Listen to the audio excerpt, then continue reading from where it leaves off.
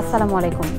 স্বাগত channel I সংবাদে। সংবাদ কক্ষ থেকে আপনাদের সাথে আছি আমি আনিকা জাহিন। বিস্তারিত সংবাদের শুরুতে জানিয়ে দিচ্ছি ফ্রেশ আটা ময়দা সুজি সংবাদ শিরোনামগুলো। ফেব্রুয়ারিতে সংসদ নির্বাচন আয়োজনে ইসিকে প্রধান উপদেষ্টার কার্যালয়ের চিঠি, অবাধ, সুষ্ঠু, শান্তিপূর্ণ ও উৎসবমুখর ভোটের অনুরোধ। গণতন্ত্রের পথে যাত্রা সহজ নয় বললেন তারেক রহমান। ফ্যাসিবাদ বিরোধী সব শক্তিকে ঐক্যবদ্ধ থাকার আহ্বান। সবুজে সাজায় বাংলাদেশ স্লোগানে নোয়াখালীতে প্রকৃতি ও জীবন ক্লাবের বৃক্ষরোপণ, হুমকিতে থাকা সভ্যতা রক্ষায় গুরুত্বপূর্ণ অবদানের প্রশংসা। এবং মানবসৃষ্ট কর্মকাণ্ডে পরিবেশের ক্ষতির পাশাপাশি হুমকিতে বিভিন্ন প্রজাতির পাখির কলোনি সংরক্ষণে পরিকল্পিত উদ্যোগ জরুরি মনে করছেন পরিবেশবাদীরা।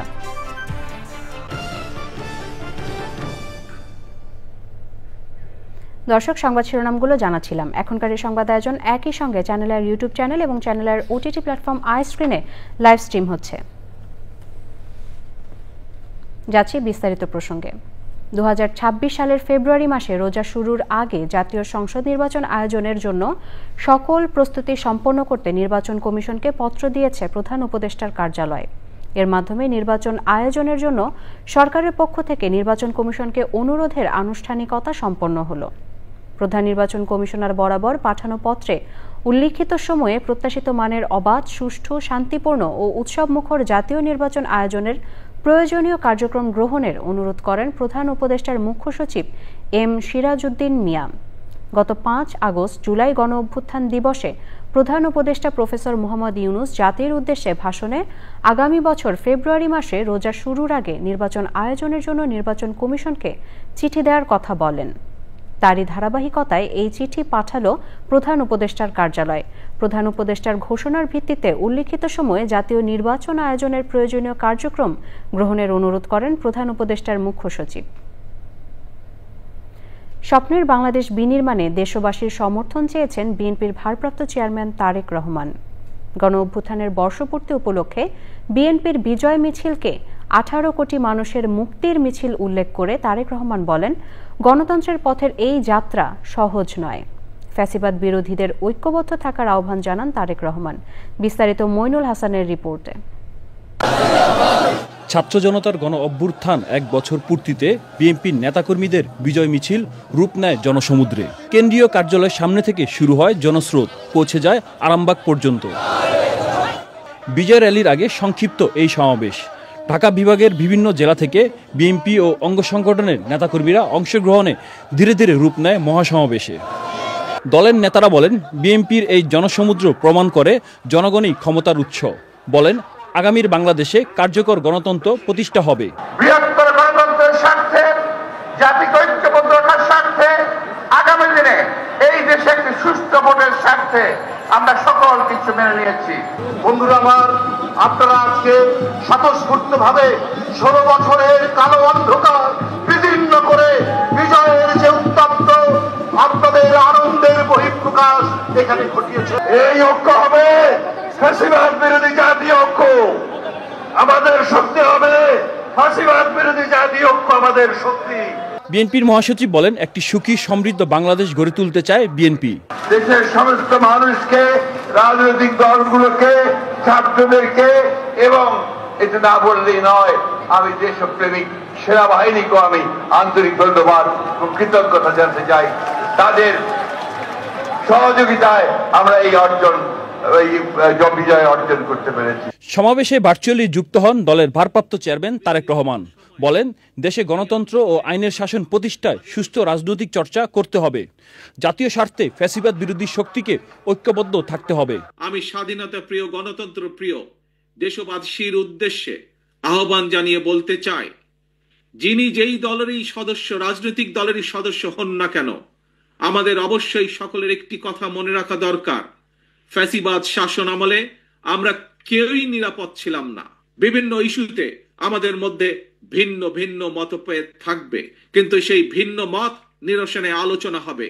তবে জাতীয় ইস্যুতে গণতন্ত্রের পক্ষের রাজনৈতিক দলগুলোর মধ্যে যাতে মুখ দেখাদেখি বন্ধ না হয়, সেই লক্ষ্যে জাতীয় স্বার্থে আমাদের সকলকে ঐক্যবদ্ধ থাকা প্রয়োজন এবং প্রয়োজন। পরে বিএনপির বিজয় মিছিল উদ্বোধন করেন তারেক রহমান। মিছিল নয়াপল্টন থেকে শুরু করে শাহবাগ পর্যন্ত গিয়ে শেষ হয়। Monil Hasan, channel I, Dhaka. বন্যা পরবর্তী ক্ষতি কাটিয়ে পরিবেশের টেকসই উন্নয়ন নিশ্চিতে সবুজে সাজায় বাংলাদেশ স্লোগানে নোয়াখালীতে বৃক্ষরোপণ করছে প্রকৃতি ও জীবন ক্লাব। প্রতিষ্ঠিত মোবাইল নেটওয়ার্ক অপারেটর বাংলালিংকের সহযোগিতায় নোয়াখালী বিজ্ঞান ও প্রযুক্তি বিশ্ববিদ্যালয়ের শিক্ষার্থীদের মাঝে গাছের চারা বিতরণ করা হয়। হুমকিতে থাকা সভ্যতা রক্ষায় গুরুত্বপূর্ণ অবদান রাখায় প্রকৃতি ও জীবন ক্লাবকে সাধুবাদ জানান বিশিষ্টজনরা। আলাউদ্দিন শিবলুর তথ্য ও ভিডিও চিত্রে আফরোজা হাসির রিপোর্ট।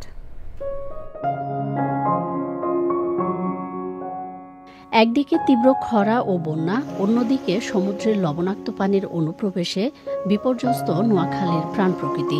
জলবায়ুর অভিঘাতে ক্রমবর্ধমান পরিবেশগত সংকট হুমকিতে ফেলছে এই জনপদের জীবন জীবিকা। এমন বাস্তবতায় সংকট উত্তরণে বাংলালিংকের সহযোগিতায় প্রকৃতি ও জীবন ক্লাবের সবুজ বেষ্টনী গড়ার উদ্যোগ। সবুজে সাজাই বাংলাদেশ এই প্রতিপাদ্যে নোয়াখালী জেলায় বৃক্ষরোপণ কর্মসূচি পালন করেছে প্রকৃতি ও জীবন ক্লাব। এই যে উপকূলীয় অঞ্চল এবং সমুদ্র অঞ্চল, এই জায়গাগুলোতে আমরা বেশি করে বৃক্ষরোপণ করি। এই ধরনের জায়গাগুলোতে কিন্তু এমন গাছ লাগাতে হবে যে গাছগুলো বড় গাছ হয়, শক্ত গাছ হয় এবং যার মাধ্যমে আমরা উপকূলের মানুষকে রক্ষা করতে পারি। এখানে শুধু মানুষ নয়, প্রাণীরাও কিন্তু রক্ষা পাচ্ছে এই গাছের কারণে। আসুন আমরা সবাই মিলে হাতে হাত মিলিয়ে এই বৃক্ষরোপণ কর্মসূচিকে এগিয়ে নিয়ে যাই। প্রকৃতি রক্ষায় উৎসাহিত করতে তরুণ প্রজন্মের মাঝে গাছের চারা বিতরণ করা হয়। এত গাছপালা রোপণ আমাদের বিশ্ববিদ্যালয়কে আরো আগের চেয়ে সবুজ করতে গুরুত্বপূর্ণ ভূমিকা পালন করবে। বৃক্ষরোপণ করে থেমে না যাওয়া, ওই গাছগুলোকে সঠিক মাত্রায় পরিচর্যা করে সেগুলোকে বড় করা। এখানে বিভিন্ন ফলজ গাছ, বনজ গাছ এবং ঔষধি গাছ রয়েছে যেগুলো আমরা আমাদের বাড়ির আঙ্গিনাতে লাগাবো। প্রতি বছর আসলে যে পরিমাণ গাছ নষ্ট হয়, অন্তত সেটির কিছুটা হলো এই প্রকৃতি জীবন ক্লাবের বৃক্ষরোপণ কর্মসূচির মধ্য দিয়ে পূর্ণ হবে। প্রকৃতির যে বিপর্যয় ঘটছে, বিশেষ করে নদী ভাঙনের ফলে, সেই বিপর্যয়ের হাত থেকে রক্ষা করতে হলে আসলে সবুজ বনায়নের কোনো বিকল্প নাই। অতিমাত্রায় বৃষ্টি, বন্যা, জলোচ্ছ্বাস বা এই যে অতিরিক্ত গরম, আগামী দিনের আমাদের প্রজন্মকে বাঁচাতে হলে গাছের কোনো বিকল্প নেই। এর মাধ্যমে আমাদের প্রকৃতিও ভালো থাকবে, আমরা যারা আছি আমরা ভালো থাকতে পারবো। প্রাকৃতিক ভারসাম্য রক্ষায় সবুজায়নের উদ্যোগকে স্বাগত জানিয়েছেন বিশিষ্টজনরা। আমাদের এনএসটিউ ক্যাম্পাস হবে একটা গ্রিন এবং ক্লিন ক্যাম্পাস। এক্ষেত্রে এই আমাদের বৃক্ষরোপণ কর্মসূচি, আপনাদের যে হেল্পটা, এটা আমাদের এগিয়ে নেবে। শিক্ষার্থীরা আপনাদের উদ্যোগ গ্রহণ করেছে এবং সাধুবাদ জানাচ্ছে। আমি আশা করি এই ধারাবাহিকতা প্রকৃতি ও জীবন এই প্রতিষ্ঠানটি বজায় রাখতে সক্ষম হবে। বিশ্ববিদ্যালয়ের ছাত্রছাত্রী এবং এলাকার জনগণ অনুপ্রাণিত হবে বৃক্ষরোপণের জন্য, গ্রিন করার জন্য তাদের যে উদ্যোগ, আমি সেই উদ্যোগকে স্বাগত জানাই। আমি বিশ্বাস করি তাদের সাথে, তাদের এই উদ্যোগকে দেখে সমাজের অন্যান্য সংস্থা এবং সামাজিক সংগঠনগুলো এগিয়ে আসবে। উপকূলের প্রাণ প্রকৃতি রক্ষায় সবুজায়নকে সামাজিক আন্দোলনে পরিণত করতে সবাইকে এগিয়ে আসার আহ্বান পরিবেশবাদীদের। আফরোজা হাসি, চ্যানেল আই। জীববৈচিত্র্যে ভরপুর বাংলাদেশে রয়েছে বিভিন্ন প্রজাতির পাখির বিচরণ। বিভিন্ন আকার আকৃতির বর্ণিল এসব পাখির উপস্থিতিতে প্রাণবন্ত থাকে প্রকৃতি পরিবেশ। তবে মানবসৃষ্ট নানা কর্মকাণ্ডে একদিকে যেমন প্রাকৃতিক পরিবেশ ক্ষতিগ্রস্ত হচ্ছে, অন্যদিকে হুমকিতে বিভিন্ন প্রজাতির পাখি। পরিবেশের ভারসাম্য রক্ষায় পাখির কলোনি সংরক্ষণে সচেতনতা বাড়ানোর পাশাপাশি কার্যকর ও পরিকল্পিত উদ্যোগ জরুরি মনে করছেন পরিবেশবাদীরা। পাখির কলোনি সংরক্ষণ নিয়ে আফরোজা হাসির আরেকটি রিপোর্ট।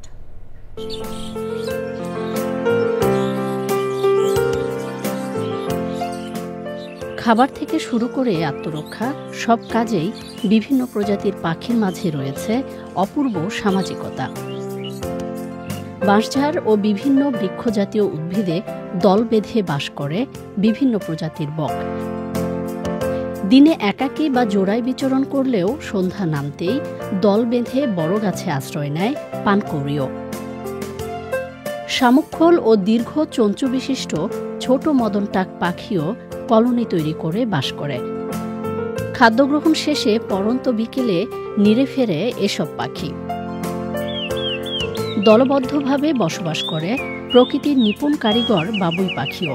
তাল বা খেজুর গাছে দৃষ্টিনন্দন বাবুইয়ের বাসা মন কেড়ে নেয় প্রকৃতিপ্রেমীদের। তবে জলাশয় দূষণ, কৃষি জমিতে রাসায়নিক সার ও কীটনাশক প্রয়োগ, আবাসস্থল ধ্বংস এবং নিরাপদ প্রজননস্থলের অভাবে অস্তিত্ব হুমকিতে এসব পাখি। জনসচেতনতার পাশাপাশি কার্যকর পদক্ষেপের মাধ্যমে দলবদ্ধ পাখির কলোনি সংরক্ষণ নিশ্চিত হলে সুস্থ থাকবে পরিবেশ প্রতিবেশ, সমৃদ্ধ হবে দেশের জীববৈচিত্র্য। সোজা হাসি, চ্যানেল আই। দর্শক, পাখির কলোনি সংরক্ষণ নিয়ে বিশেষ পর্ব দেখবেন আজ রাত 10:15 প্রকৃতি ও জীবন অনুষ্ঠানে। সারা দেশে শহরের বাসিন্দাদের অনেকেই ফিরিয়ে আনছেন কৃষি ও প্রকৃতির ছোঁয়া। এতে করে শহর থেকে হারিয়ে যাওয়া আদি প্রকৃতির কিছুটা স্বাদ গ্রহণের সুযোগ পাচ্ছেন নাগরিকরা। ছাদ জুড়ে প্রাণ আর ফসলের দারুণ সমন্বয় ঘটিয়ে ঢাকার মণিপুরি পাড়ার ইজাহারুল হক খান দীপু তেমনই এক দৃষ্টান্ত গড়েছেন। বিস্তারিত জানাচ্ছেন শেখ সিরাজ। ঢাকা মণিপুরি পাড়ার এই ভবনটি ছিল এলাকার একটি আদি বসতভিটা। সময়ের চাহিদায় সেটিও এখন রূপ নিয়েছে সুবিশাল 5তলা আবাসিক ভবনে। এই ভবনের 4000 বর্গফুট ছাদ জুড়ে সবুজের প্রতি ভালোবাসা থেকে কৃষি চর্চায় নেমেছেন ইজহারুল হক খান দীপু। চারিদিক দিয়ে বাসা বাড়ি হয়ে গেছে, একটা গাছ নাই বাসায়, পাম গাছ, ফুলের গাছ খুব শখ। ভাবলাম যে এখন তো ছাদে অনেকে টব রাখে, যেহেতু পিলারের বাড়ি, তো পিলারে বেড করে আমরা ওইভাবে করি। যেরকম জি, আনার, তারপরে সূর্যডিম, আম, শরীফা, পেয়ারা এনে পেনে বললাম। গাছগাছালির পাশাপাশি এই কৃষি ক্ষেত্রটির অনন্য বৈশিষ্ট্য হচ্ছে এখানে চলছে শৌখিন কবুতর আর মুরগি লালন পালন। এটা ব্রাহ্মা মোরগ। ব্রাহ্মা, ওই যে ব্রাহ্মা গরু ওদেরই, এটা ব্রাহ্মা মোরগ। হ্যাঁ, এটার বয়স কত? এটার বয়স চলতেছে আপনার 10 মাস। এটাও কি মাংসের জন্য? ব্রাহ্মা গরু যেমন প্রধানত মাংসের জন্য, বাংলাদেশে সবাই শখ করে পালতে আছে। হ্যাঁ হ্যাঁ, কিন্তু একটা সময় তো এটা হয়ে যাবে মাংসের জন্য চলে যাবে। এটা কি যা? সিরাজি। আমাদের এখানে 5টা কালার আছে। আচ্ছা।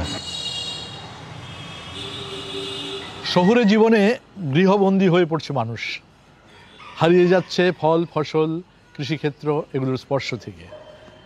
শহুরে ছাদ কৃষি উদ্যোক্তারা তার কিছুটা হলেও ফিরিয়ে আনছেন শহরে। তাদেরই একজন ইজহারুল হক খান দীপু। তিনি ফসল এবং প্রাণীকুলের একটা মেলবন্ধন ঘটিয়েছেন তার এই ছাদে। এটি তার জীবনকে জীবন্ত করছে আরও বেশি। ইনি অনুকরণীয় হতে পারেন অন্য ফেলে রাখা ছাদগুলোর এর উদ্যোক্তারা। ঢাকার মণিপুরি পাড়া থেকে শেখ সিরাজ, চ্যানেল আই। এ নিয়ে বিস্তারিত প্রতিবেদন দেখবেন আজ বেলা 3:05 হৃদয়ে মাটি ও মানুষের ডাক অনুষ্ঠানে। দর্শক, সময় হলো একটি বিরতি নেওয়ার। বিরতির পর থাকছে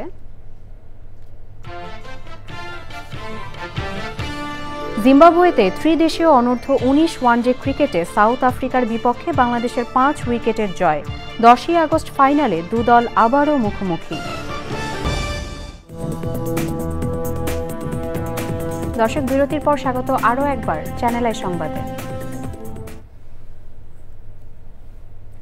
ঢাকা শহরের 98% শিশুর রক্তে মাত্রাতিরিক্ত ক্ষতিকারক সীসার উপস্থিতি পেয়েছে আইসিডিডিআরবি। ঢাকা দক্ষিণ সিটি শিশুদের রক্তে এই সীসার হার বেশি। শিশুদের শরীরে সীসার উপস্থিতি ও সীসা নির্গমনকারী শিল্প স্থাপনার বিরুদ্ধে জরুরি পদক্ষেপ বিষয়ে গবেষণা ফলাফল প্রকাশ অনুষ্ঠানে এসব তথ্য জানানো হয়। লায়লা নসিনের রিপোর্ট। সীসা একটি বিষাক্ত ভারী ধাতু, যা নীরবে সব বয়সী মানুষ, বিশেষ করে শিশু ও গর্ভবতী নারীদের স্বাস্থ্যের ক্ষতি করে চলেছে। রক্তে সীসার কোনো নিরাপদ মাত্রা না থাকলেও ধরা হয় শিশুদের রক্তে প্রতি লিটারে 35 মাইক্রোগ্রামের বেশি সীসার উপস্থিতি উদ্বেগজনক। কিন্তু ঢাকায় 98% 4 বছরের কম বয়সী শিশুর শরীরে 50 মাইক্রোগ্রামের বেশি মাত্রার সীসার উপস্থিতি পেয়েছে আইসিডিডিআরবি, যাদের বড় অংশই ঢাকা দক্ষিণ সিটির বাসিন্দা। সীসা ও ব্যাটারি সম্পর্কিত বিভিন্ন শিল্প কারখানা, সীসাযুক্ত রং, প্রসাধনী ও রান্নার পাত্রে সীসার উপস্থিতি পেয়েছে সংস্থাটি। শতকরা 100 জনের মধ্যে 98 জন শিশুর শরীরে 35 মাইক্রোগ্রাম পার লিটারের বেশি সীসা ছিল। তার মানে আমাদের ঢাকা শহরের বাচ্চাদের অবস্থা খুবই ভয়ঙ্কর লেভেলে আছে। ঢাকার দক্ষিণে বাচ্চাদের শরীরে সীসার মাত্রা অনেক বেশি। মোর দেন 50-55 ছোট বড় মাঝারি বিভিন্ন ধরনের ইন্ডাস্ট্রি আছে যেগুলো হচ্ছে যে লেড বা সীসা রিলিজ করতেছে পরিবেশে, এবং যারা ওই এরিয়াতে আশেপাশে সারাউন্ডিংস এরিয়াতে ইভেন 2-3 কিলোমিটারের মধ্যে বসবাস করতেছে তাদের এক্সপোজার হওয়ার চান্স বেশি। রক্তে মাত্রাতিরিক্ত সীসার উপস্থিতি শিশুদের বিকাশ বাধাগ্রস্ত করার পাশাপাশি হৃদরোগ সহ বিভিন্ন জটিলতা সৃষ্টি করছে বলে জানায় সংস্থাটি। যদি আমাদের শিশুদের আজকে যদি ব্রেনই ঠিক মতন ডেভেলপ না করে, যদি কাজ না করে, ওরা তো বড় হবে, বড় হলে ওরা জাতীয় যে প্রোডাক্টিভিটি এখানে তারা কি রোল প্লে করবে। সীসার বিস্তৃতি প্রতিরোধে আবাসিক এলাকা থেকে শিল্প কারখানা সরিয়ে নেওয়া সহ সীসাযুক্ত পণ্য পরিহার ও রিসাইক্লিং এর ওপর গুরুত্ব দিয়েছে ICDDRB. Laila Nowshin, channel I, Dhaka.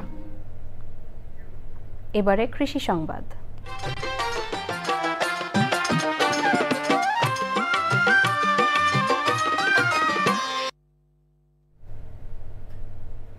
দীর্ঘ ৩ মাস ২ দিন বন্ধ থাকার পর রাঙামাটির কাপ্তাই হ্রদে আবারও মাছ আহরণ শুরু হয়েছে।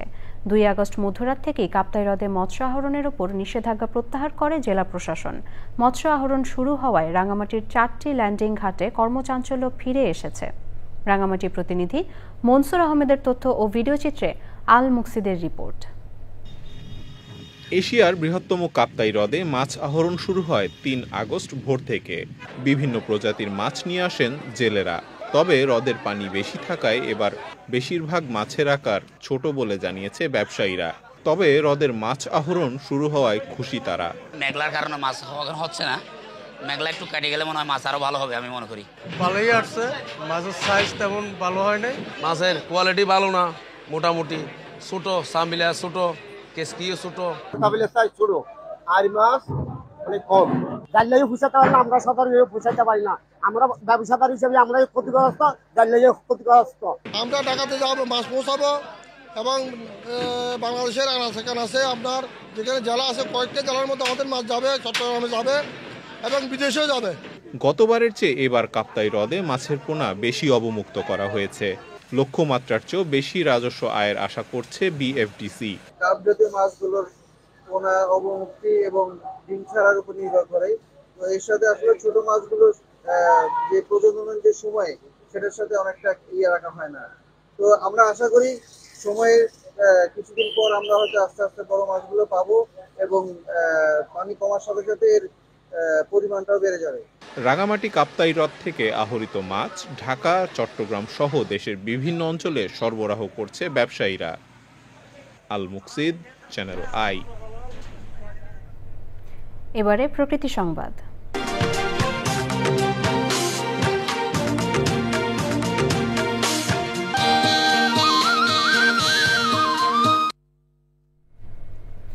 নদী ভাঙনে বিলীন হয়েছে পদ্মা সেতু প্রকল্পের রক্ষাবাঁধের প্রায় ৫৫০ মিটার অংশ। ৫০টির বেশি বসতবাড়ি ও ৩৫টি ব্যবসা প্রতিষ্ঠান নদী গর্ভে চলে গেছে। ভাঙন আতঙ্কে ২ শতাধিক ঘর সরিয়ে নেওয়া হয়েছে। ভাঙন ঠেকাতে ক্ষতিগ্রস্ত অংশে জরুরি ভিত্তিতে জিও ব্যাগ ও জিও টিউব ডাম্পিং করছে পানি উন্নয়ন বোর্ড। শরীয়তপুর প্রতিনিধি SM মুজিবুর রহমানের রিপোর্ট। নাওডোবা থেকে মাঝিরঘাট 0 পয়েন্ট পর্যন্ত 2 কিলোমিটারের পদ্মা সেতু রক্ষাবাঁধের 100 মিটার গত বছরের নভেম্বরে ভাঙনের কবলে পড়ে। এবছর বর্ষার শুরুতেই পদ্মার করাল গ্রাসে পূর্ব নাওডোবা ইউনিয়নের আলমখার কান্দি, ওসিমউদ্দিন মাদবর কান্দি ও উকিলউদ্দিন মুন্সিকান্দি গ্রামের আরো প্রায় 550 মিটার এলাকা নদীগর্ভে বিলীন হয়। এই বাঁধটি আরো মজবুত করে না দিলে আমাদের ওই বঙ্গল মাঝিরঘাট ও 0 পয়েন্টটা ভাঙা যাওয়ার খুবই সম্ভাবনা। গন্ডে গেছে, আমরা পরের জায়গায় থাকি। আমরা 0 পয়েন্ট থেকে মাঝিরঘাট পর্যন্ত 250 নদী বিলীন হয়ে গেছে। দ্রুত স্থায়ী বাঁধ নির্মাণের দাবি ভাঙন কবলিতদের। আমরা কোনো সাহায্য সহযোগিতা চাই না, আমরা চাই আমাদের স্থায়ী টিকসই বেড়িবাঁধটা। ভাঙন রোধে শুধু বেড়িবাঁধই যথেষ্ট নয়, নদীর গতিপথ নিয়ন্ত্রণও জরুরি। বেড়িবাঁধই কেবল যথেষ্ট না, এখানে নদীর গতিপথ নিয়ন্ত্রণ করাটাই আসলে মুখ্য বিষয়। ডিপিপি অনুমোদন পেলে স্থায়ীভাবে ভাঙন রোধ সম্ভব বলছে পানি উন্নয়ন বোর্ড। জরুরি আপদকালীন কাজের অংশ হিসাবে জিও ব্যাগ এবং জিও টিউবের কাজ শুরু হয় এবং কাজ এখনো চলমান আছে। পদ্মার আগ্রাসন রোধে স্থায়ী বাঁধ নির্মাণে কার্যকর ব্যবস্থা নেওয়ার দাবি নদী পাড়ের মানুষের। শরীয়তপুর থেকে SM Mujibur Rahman, channel I.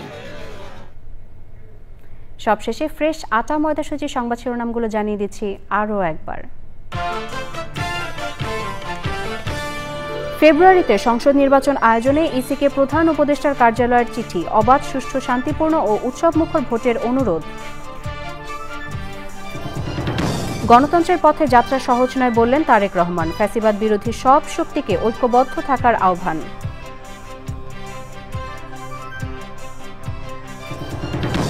সবুজে সাজায় বাংলাদেশ স্লোগানে নোয়াখালীতে প্রকৃতি ও জীবন ক্লাবের বৃক্ষরোপণ, হুমকিতে থাকা সভ্যতা রক্ষায় গুরুত্বপূর্ণ অবদানের প্রশংসা। এবং মানবসৃষ্ট কর্মকাণ্ডে পরিবেশের ক্ষতির পাশাপাশি হুমকিতে বিভিন্ন প্রজাতির পাখি, পাখির কলোনি সংরক্ষণে পরিকল্পিত উদ্যোগ জরুরি মনে করছেন পরিবেশবাদীরা।